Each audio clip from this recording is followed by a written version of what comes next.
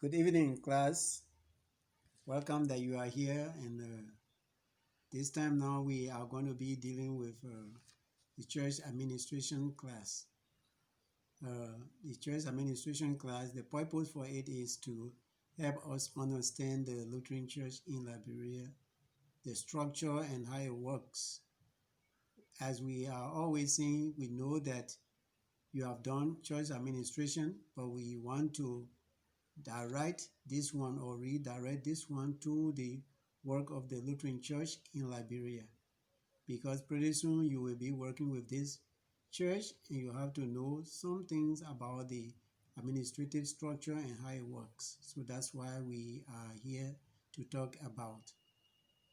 So just to give a brief information or introduction, definition of this word, administration is managing the affairs of some entity or something that is before you. It can either be a company, it can be a government office, it can be a group of people. But the process of managing that entity that is before you or that you are being either called to or appointed to, you have to know how to deal with such an organization so as to know how best you can get a maximum yield or maximum output of the group that you work with.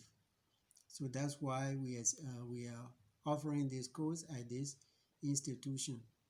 So it is to help us, that means the student and everyone who are in managerial position, to see how best we can work with this church so that we will yield maximum yield for the upkeep and growth of the church, that is the Lutheran Church in Liberia. So we have been looking at some words that help us to know what this word is all about. According to twin writers, two guys wrote a book. One is called Batcher and the other one is called Cooper White.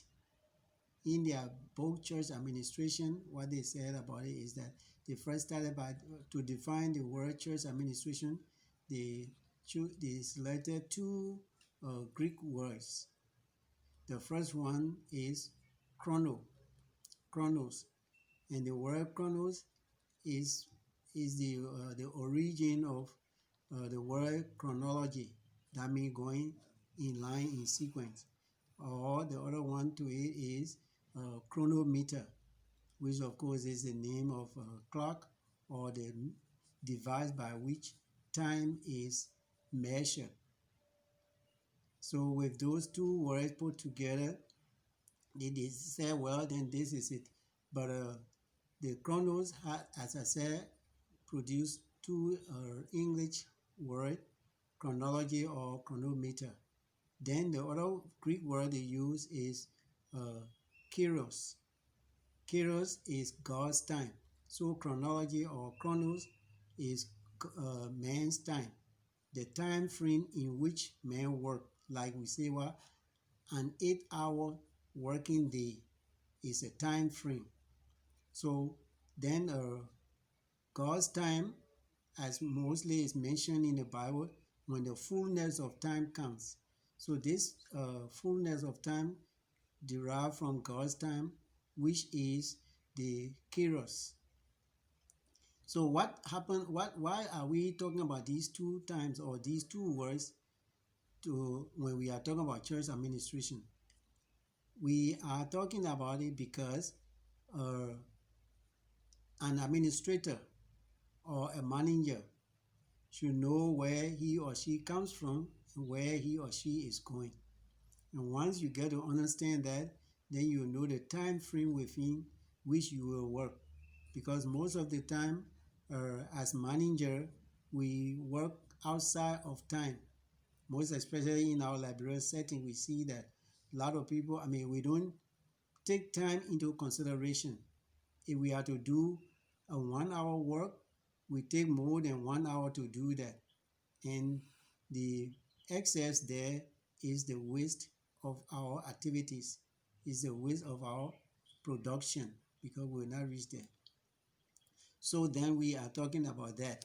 So then, in order to have these two, the chronos and the kairos, to work together, what happens is that then God comes in and intervene so that he will plan his work, or he will make you to understand the work you are doing is from him, or he is there to direct the time that you are working with.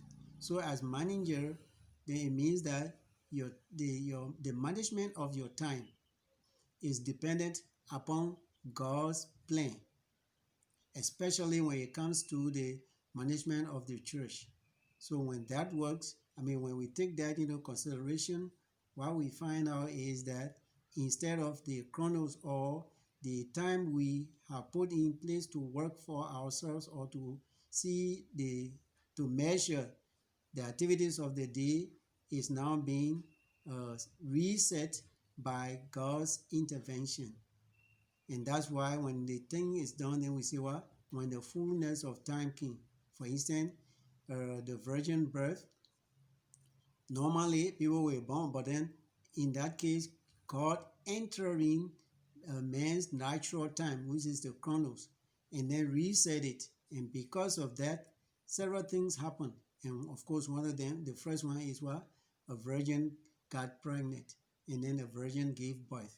That's why we're trying to talk about that, chronos. So it means that if we agree that this chrono is, the kairos is what God brought forth into our life to set it right, or into our activities to set it right, it means that then administration is not what we, the human beings, are doing. Then it becomes the call of God. And when we see it as the call of God, then of course we will see the activities of Jesus Christ. That is, when Jesus came on earth, grew up, then he went and have people to work with him. First, he selected the 12 disciples to work with them. In the selection of these people, Jesus reset the life and activities of those who he selected to follow, the 12 persons he selected to follow him. He reset their time. Therefore, their work was now in line with what he has done, instead of the one that is naturally done or is normally done. So that's what we're talking about.